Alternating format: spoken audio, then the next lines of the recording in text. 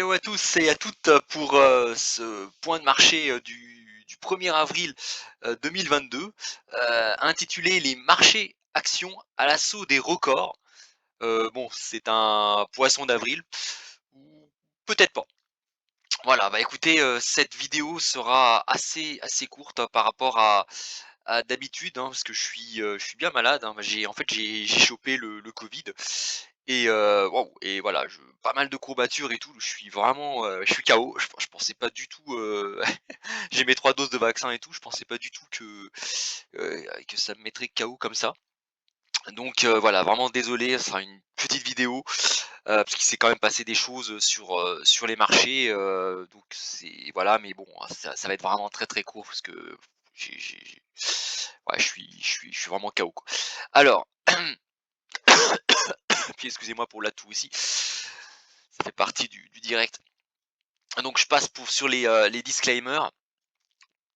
Donc voilà, donc prenez le temps, voilà, de les lire, de bien regarder, de faire quand même attention. Voilà, l'investissement, c'est pas une activité sans risque, même si moi, bah, je vous encourage vraiment à investir, mais c'est quand même pas du tout une activité à risque. Donc soit, bah, il faut vous former, passer beaucoup de temps à comprendre, à analyser, à vous former, soit vous faire accompagner par un professionnel.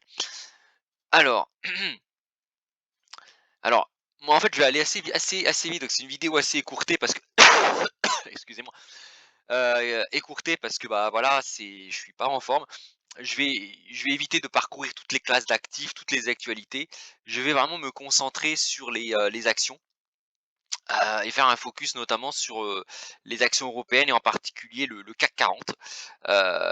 Et je me suis interrogé en fait pourquoi les actions remontent, et en particulier, bah, le CAC 40 qui a quand même fait une très belle percée, cette semaine en, franchissant les 6 666 points, puis les 6 700 avant d'aller même franchir les 6 008. Alors ça tient en 2 mots, les marchés en ce moment ne voient que le bon côté des choses. En fait, ils voient le verre à moitié plein, hein. C'est un peu, si je devais faire une métaphore, c'est un peu bon, on vous annonce que vous avez, je sais pas, le cancer par exemple de la prostate pour l'homme ou le cancer du sein pour la femme, et puis ensuite on vous annonce qu'en fait c'est un cancer bah, qui est opérable, en fait, que vous avez pas de métastases et que ça sera opéré, au prix évidemment des effets secondaires, que l'on connaît. Bah, il y a 2 manières de voir les choses. Soit vous dites: «Oh là là, c'est un cancer» et ça vous tombe dessus. C'est pas anodin un cancer. Soit vous vous dites: «Bon, bah, j'ai de la chance, il y a pas de métastases, c'est opérable». Là, c'est un peu la même chose. C'est-à-dire les marchés, en fait, ils ignorent, bah, tout ce qui se passe avec la crise ukrainienne, l'inflation qui était déjà en train de remonter depuis plusieurs mois, une amorce de démondialisation. Donc il y a beaucoup de choses en fait qui se passent, parce qu'on était même revenu au niveau, de décembre, de décembre 2021, alors que les taux ont pris, plus de 100 points de base, l'inflation a pris 2.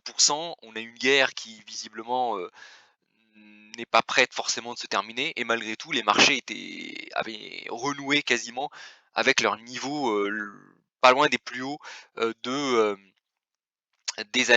l'année 2021. Et donc effectivement ça laisse perplexe. Alors moi j'ai essayé un petit peu bon, même si je suis pas très en forme, j'ai quand même essayé un petit peu de excusez-moi, de creuser, les causes.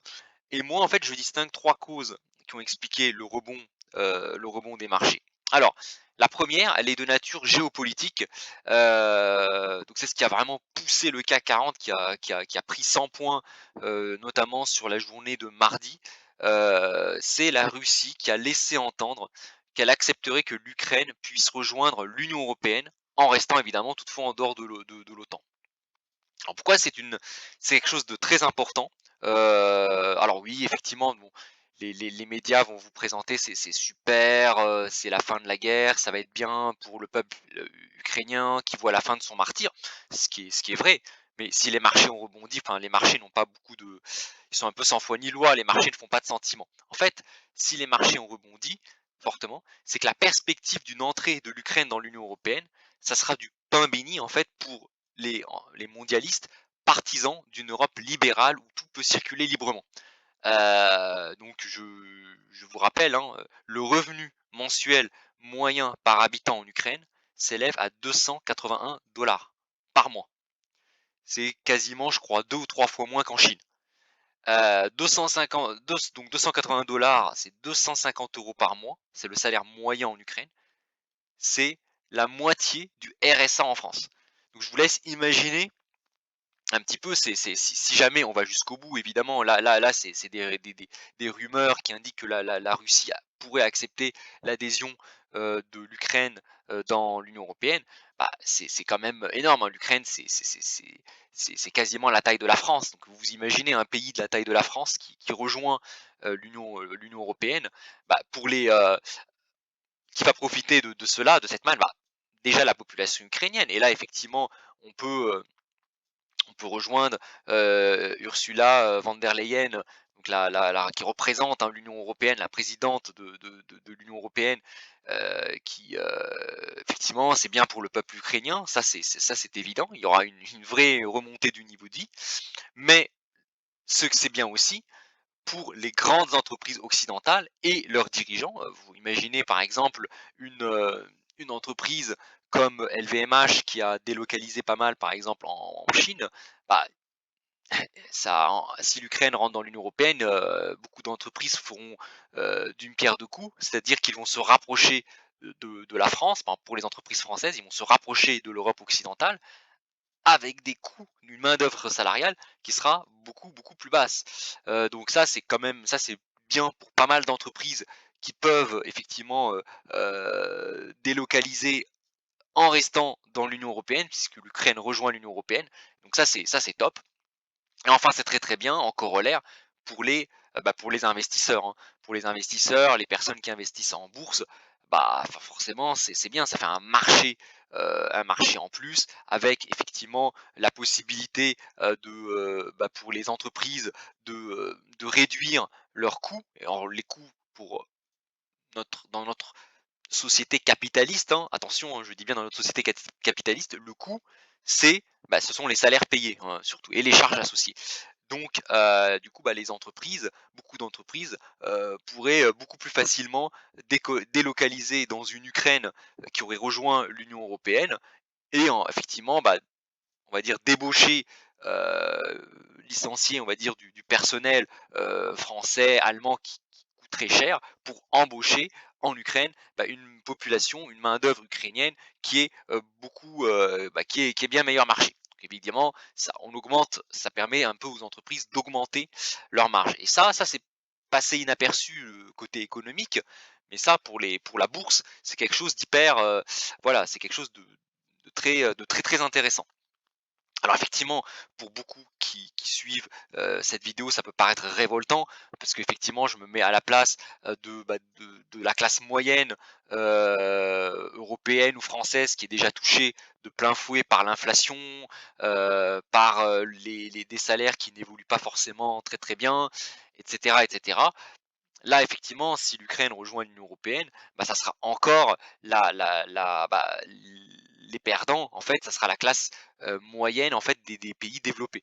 Et en fait, je vous mets cette courbe qui est très très intéressante, hein, qui a été faite par Branko Milanovic, hein, qui est un économiste très reconnu, donc d'origine serbe, mais de nationalité américaine. Vous avez le lien ici sur Wikipédia, vous pourrez trouver un petit peu tous ses travaux. Et lui, en fait, il a dès les années 1990, il anticipait quels seraient les gagnants et les perdants de la mondialisation. Et notamment justement d'un élargissement de l'Union européenne avec des pays comme d'abord les pays baltes, puis éventuellement l'Ukraine. Donc on voit effectivement, vous avez deux grands gagnants, vous avez quasiment toute la classe moyenne la classe moyenne des pays justement qui profitent à fond de la mondialisation. Donc la Chine principalement, donc au moment où il a fait son étude, mais l'Ukraine sera un grand gagnant. La population ukrainienne sera très largement gagnante si si l'Ukraine rejoint l'Union européenne, parce que forcément ils vont faire l'objet de toutes les attentions des entreprises françaises, allemandes qui vont délocaliser là-bas. Et donc, bah, forcément, un Ukrainien qui gagne 250 € par mois, bah, s'il a il a une augmentation, allez même de 200, donc il passe à 500 € par mois, bah, il coûtera encore beaucoup moins cher que quelqu'un qui est au SMIC en France. Donc pour les Ukrainiens, par exemple, c'est quelque chose de très, très bien. Donc on a les premiers grands gagnants, bah, c'est vraiment, bah, voilà, les classes moyennes des pays, qui profitent finalement des délocalisations, qui voient vraiment l'émergence d'une classe moyenne, dont les revenus augmentent, hein. C'est la courbe de l'éléphant, là vous voyez en ordonnée, c'est le taux de croissance du revenu moyen en parité de pouvoir d'achat. Et les deuxièmes grands gagnants, parce qu'autant les premiers on peut dire c'est bien, c'est d'un point de vue, idéologique, c'est quand même bien qu'il y ait de moins de misère dans le monde, hein, qui c'est plutôt bien. Mais les deuxièmes grands gagnants, bah, ce sont en fait ce qu'on appelle l'élite mondialisée. C'est justement, c'est tout le cercle de cadres dirigeants de grandes entreprises, tout le milieu finalement qui entoure Emmanuel Macron. Par exemple, hein, pour parler de la France. Là, je vous renvoie un peu à la vidéo que j'ai fait sur la présidentielle. Quel candidat choisir à la présidentielle en fonction de votre rapport à l'argent.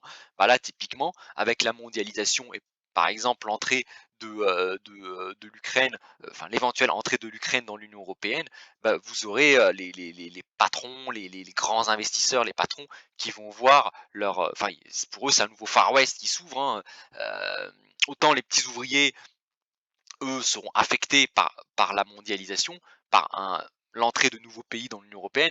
Par contre, les grands patrons des grosses entreprises, hein, prenez, voilà, ça peut être, enfin voilà, Saint-Gobain, enfin LVMH, etc. Enfin toutes les entreprises qui peuvent délocaliser. Bah, pour les patrons, bah, eux c'est bien, ça fait encore plus de marge pour les entreprises, plus de résultats, et donc forcément de plus gros salaires et de plus gros bonus en sortie. Pareil pour les actionnaires, si vous êtes investisseur dans les actions du CAC 40, bah, plus vous allez avoir une Union européenne élargie avec des pays finalement avec une main-d'œuvre plus faible, et plus en tant qu'investisseur, en tant qu'actionnaire, bah, vous allez toucher des dividendes élevés. Donc pour cela, effectivement, il y a des grands gagnants. Par contre, on a vraiment des perdants. Alors, vous avez d'abord les très pauvres. Là, on pense vraiment aux pays qui, malheureusement, pour le moment, ne voient pas, ne profitent pas de la mondialisation, en particulier en Afrique, hein. Vous avez énormément de pays en Afrique qui pour le moment, sont laissés pour compte de la mondialisation. Donc, vous avez les très pauvres, mais eux, à la limite, on peut même pas dire qu'ils sont vraiment perdants de la mondialisation. C'est qu'ils, finalement, ils gagnent pas. Ils sont pas gagnants, mais ils sont pas forcément perdants. Ils restent au même point.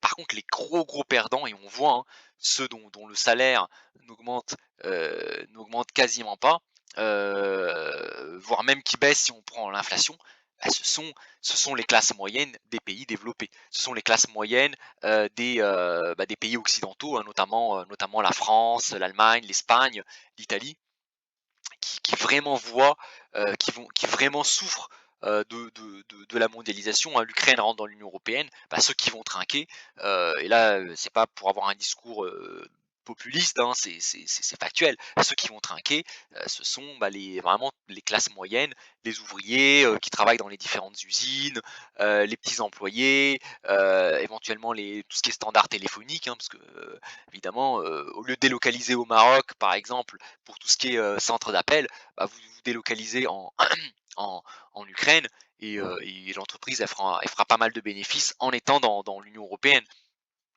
Par contre, effectivement, les classes moyennes, c'est quelque chose qui n'est pas forcément très très bon pour elles, hein, cette mondialisation un peu sauvage, un peu rapide. Donc voilà un petit peu ce que j'avais à dire sur ce premier axe, hein, pourquoi les marchés ont monté. Donc effectivement, ces rumeurs comme quoi c'est bon, la Russie ne s'opposera pas à l'entrée de l'Ukraine dans l'Union européenne, bah ça c'est du pain béni pour les marchés. Et donc du coup, bah, c'est ce qui a expliqué une partie de la hausse des actions et notamment du CAC 40. Alors, vous avez une deuxième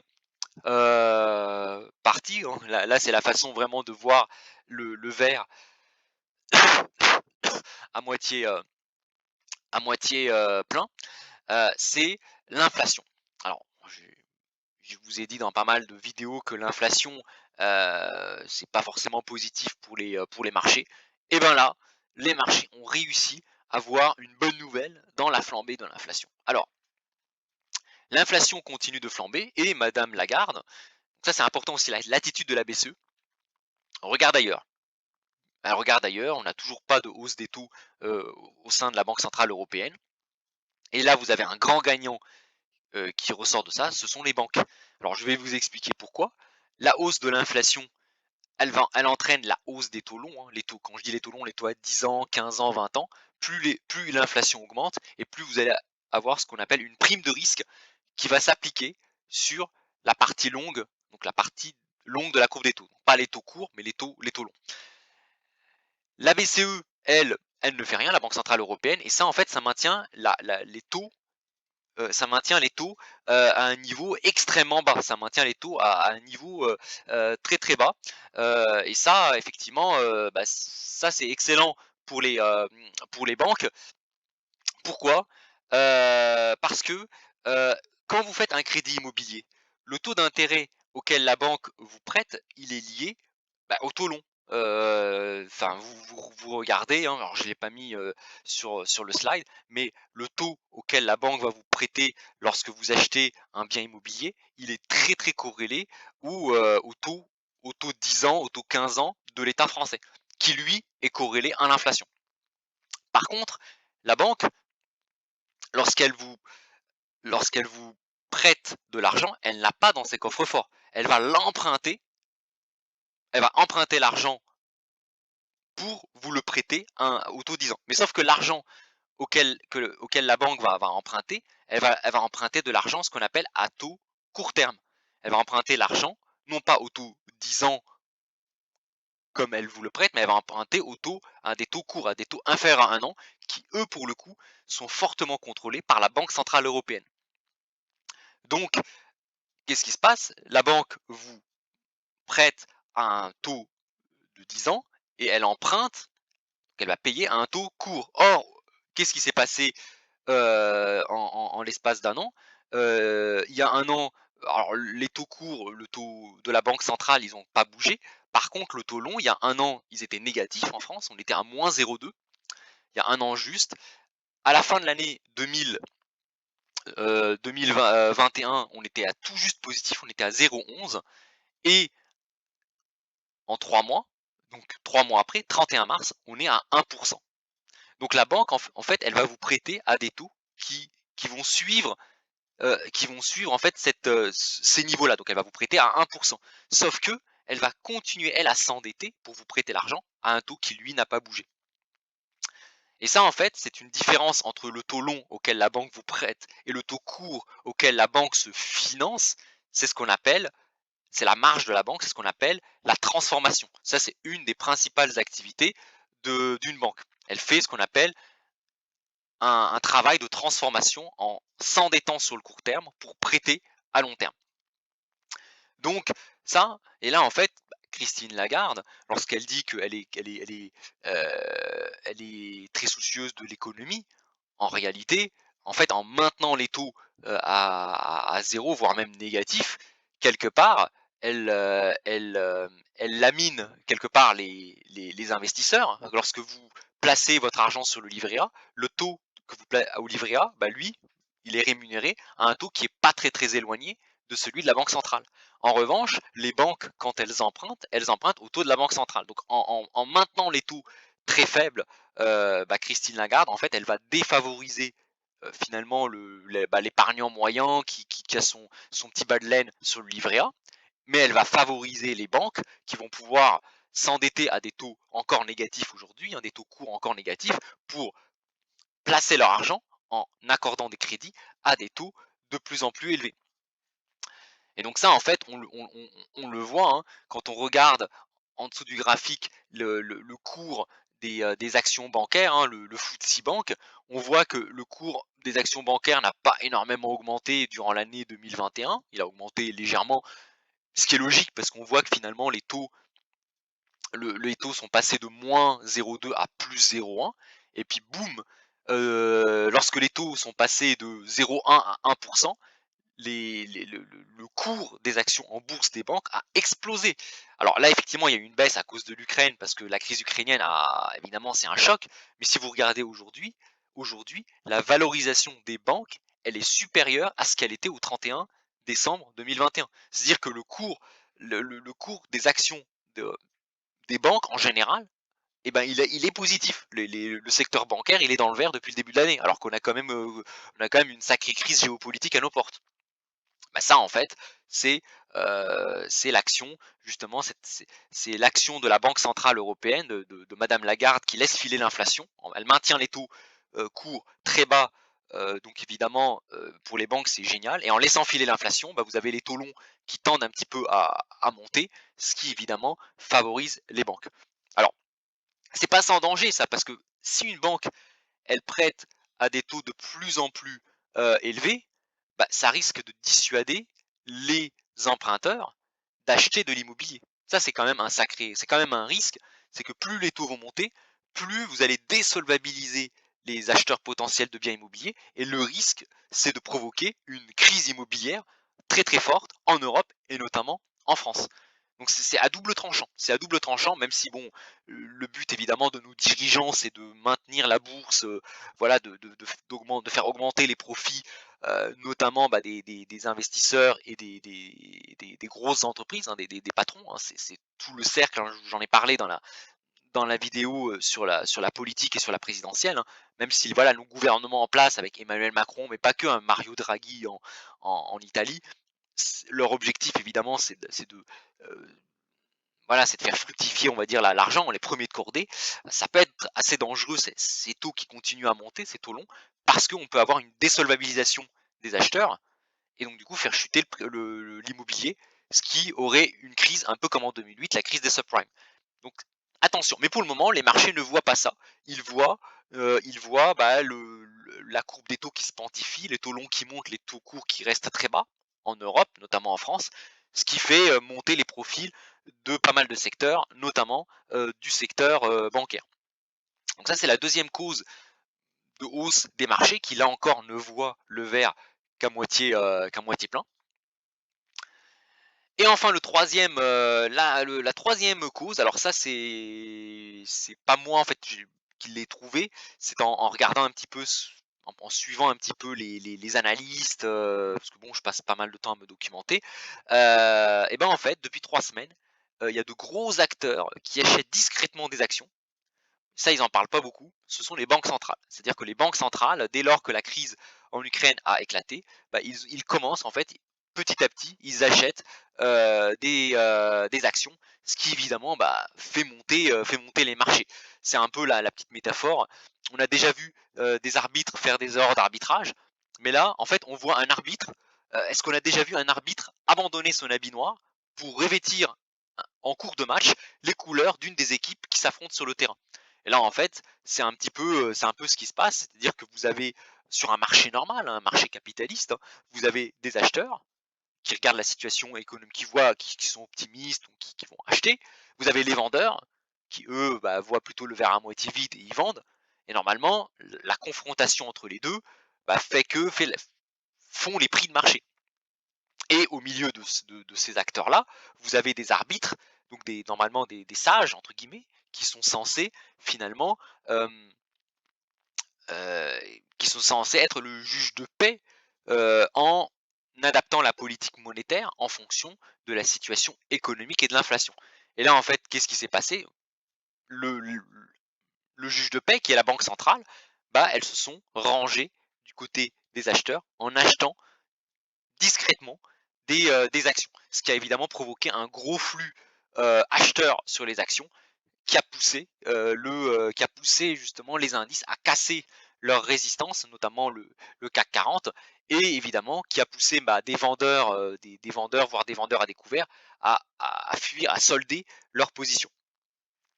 Donc moi, j'avoue en toute humilité, j'ai pas accès aux données des banques centrales qui montrent qu'elles ont acheté des actions. Bon, mais voilà, je tiens en fait les discours voilà, d'un des experts les plus reconnus des marchés, moi que je suis beaucoup, qui est Philippe Béchade, qui a quand même plus de 30 ans d'expérience sur les marchés et qui publie quasiment, alors là j'ai jamais vu ça, qui publie depuis très très longtemps une vidéo par jour. Chaque jour, il publie une vidéo sur ce qui s'est passé sur les marchés et sur comment comment les marchés voient, l'actualité, géopolitique, sanitaire, économique, géopolitique.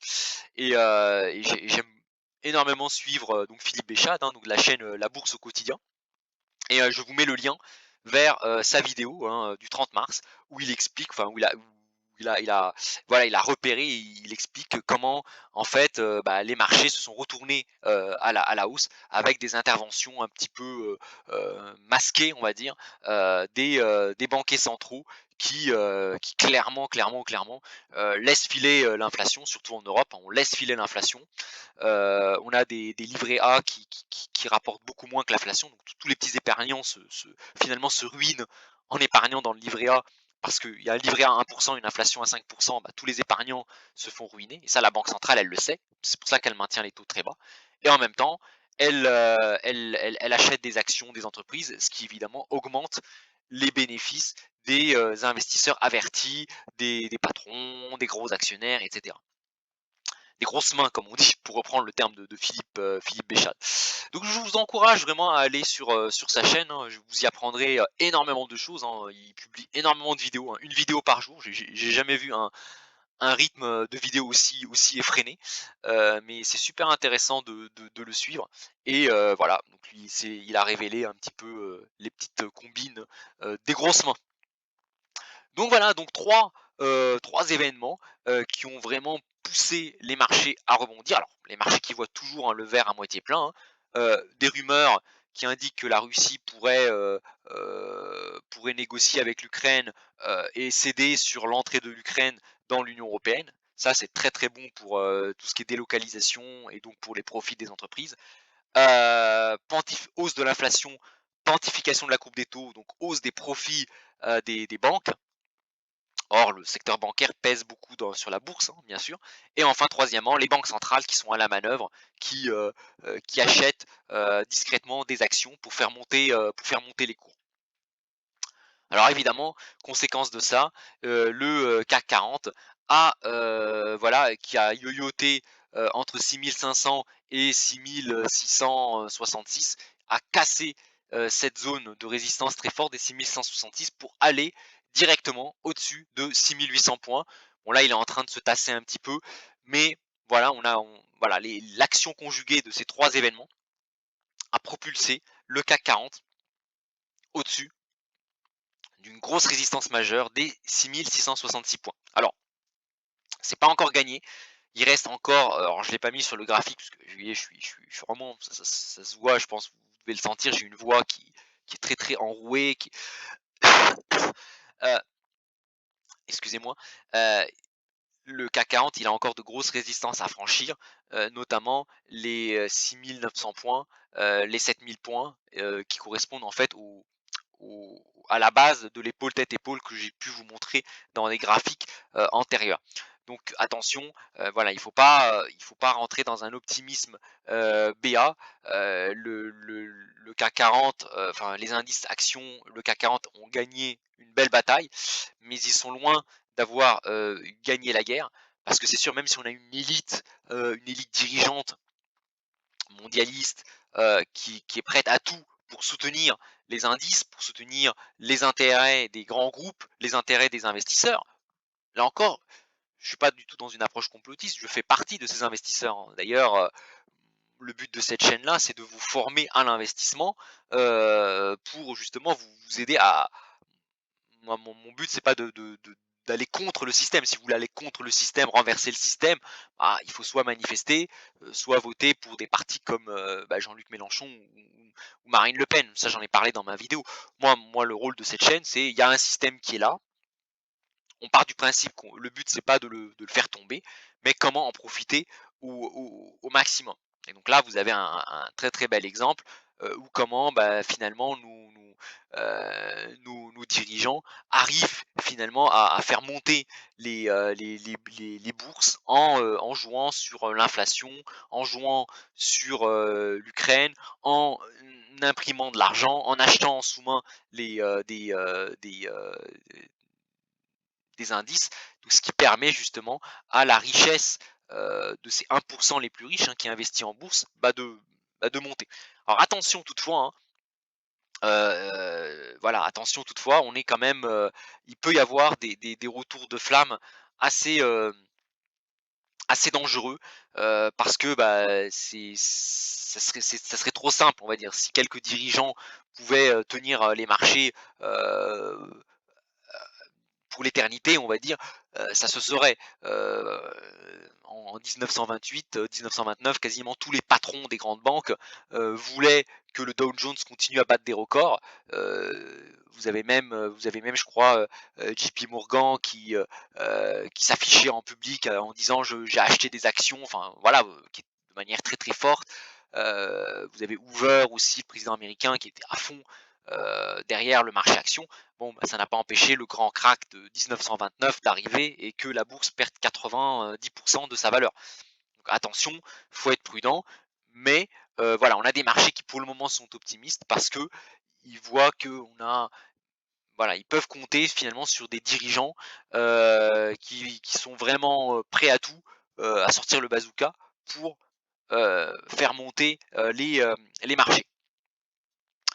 Donc voilà un petit peu pour cette partie un petit peu, écourtée, hein, sur l'analyse, de l'actualité et l'analyse des marchés, hein. J'ai pas parlé des métaux précieux, des cryptos et cetera, voilà, je suis sous coupe-fièvre, voilà, assez fort, donc j'ai peut-être l'air un peu en forme, mais c'est loin d'être le cas.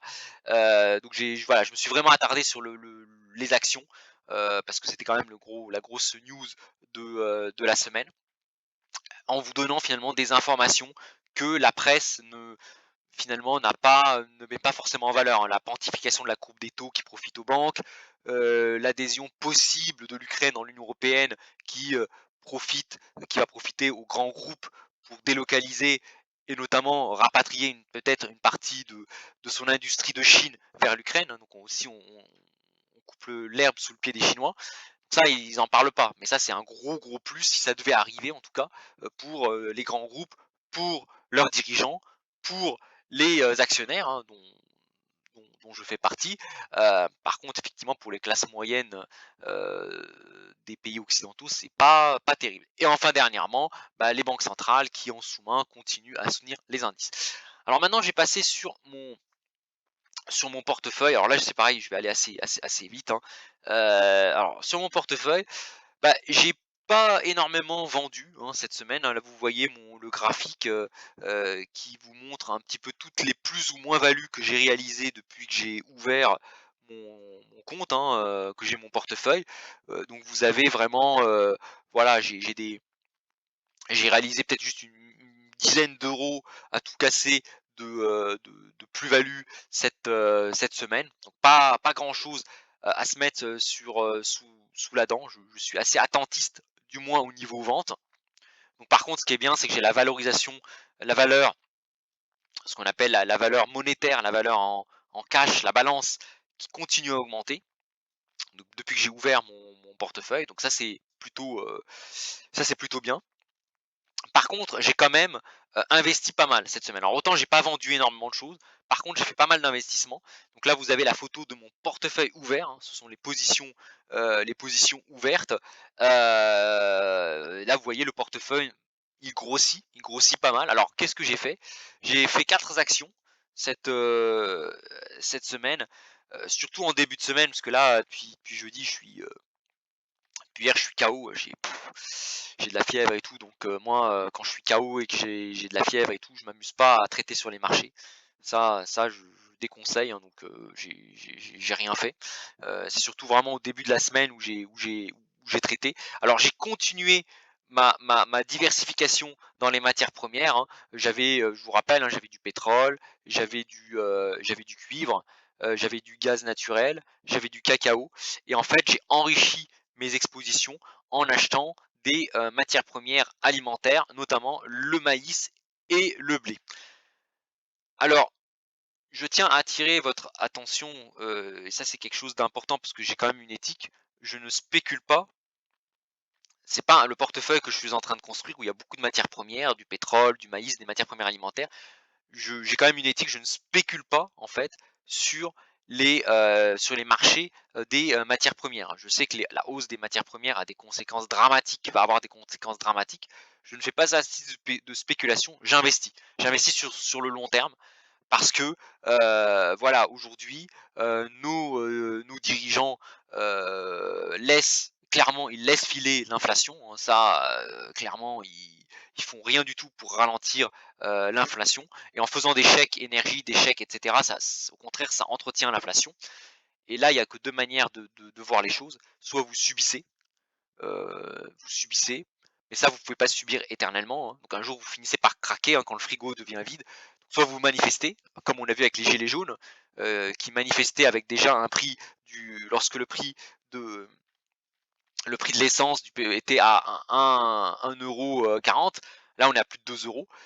Soit vous manifestez, parfois violemment, soit vous renversez la table et vous éliminez les candidats entre guillemets mondialistes comme Emmanuel Macron, euh, Valérie Pécresse, Anne Hidalgo et Yannick Jadot, hein, ce que j'appelle les candidats mondialistes, pour voter Mélenchon ou Le Pen. Soit, et c'est la voie que j'ai choisie, bah, vous dites ok, on peut rien faire, c'est comme ça, les prix montent, bah, vous investissez. Et moi, c'est un peu ce que je fais, c'est que j'investis sur le pétrole, le blé, le maïs, qui sont des denrées vitales, mais je ne spécule pas, je m'amuse pas à acheter, vendre, j'investis progressivement, je rentre progressivement sur ces marchés et je garde mes contrats là-dessus, bah, pour me protéger aussi contre l'inflation et contre la stagflation. Alors, voilà, donc ça c'est le premier axe. Deuxième axe, je continue à poursuivre ma diversification dans les actions, hein. J'ai acheté des actions, notamment d'Afrique du Sud, pour notamment qui sont assez corrélées aux mines, aux minières, notamment les minières d'argent, de platine, mais aussi de diamants.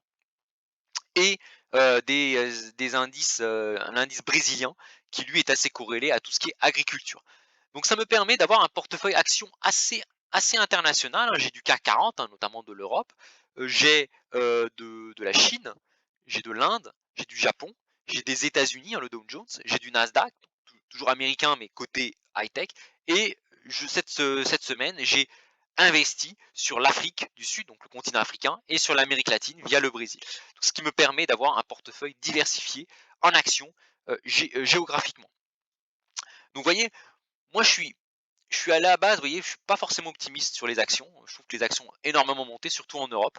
Mais vous voyez, je ne m'amuse pas à shorter, à vendre à découvert le CAC 40. J'achète un petit peu de CAC 40 parce que je sais que nos dirigeants vont tout faire pour empêcher les indices de baisser. Mais pour éviter que si jamais le grand crack se produit, parce qu'il peut très bien se produire comme en 29, bah, je fais de la diversification.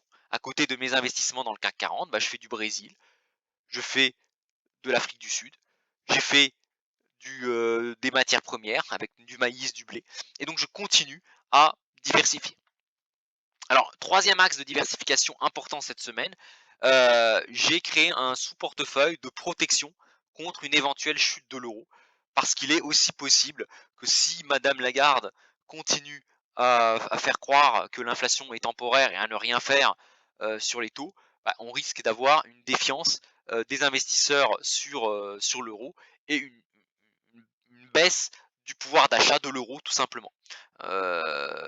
Donc là, du coup, qu'est-ce que j'ai fait? Bah, j'ai acheté 3 devises contre l'euro, donc j'ai vendu l'euro contre 3 devises, notamment le franc suisse, la livre sterling et le dollar américain. Donc je me suis constitué un petit portefeuille de devises étrangères contre l'euro. Voilà. Donc pour me protéger contre la chute de l'euro. Donc tout ça en fait, ces trois axes en fait me permettent de me protéger contre ce que j'appelle le risque de stagflation, c'est-à-dire inflation élevée avec un ralentissement de la croissance, notamment en zone euro. Et enfin, moi je suis quelqu'un de prudent et de très... je suis adepte de la diversification. Il y a quand même un risque, hein, un scénario un peu alternatif à la stagflation. Alors pour moi, la stagflation, ça devient un peu mon scénario central, hein. Pour moi, ça devient un scénario central parce que je ne vois pas comment on peut échapper à une inflation structurelle élevée, notamment dans les pays occidentaux, avec tout ce qui se passe. Néanmoins, il peut y avoir un risque finalement de capitulation de la demande, hein, si les consommateurs décident d'adopter une approche frugaliste ou survivaliste, ça c'est possible, hein, pour lutter contre le système, hein, j'en parle dans mon livre.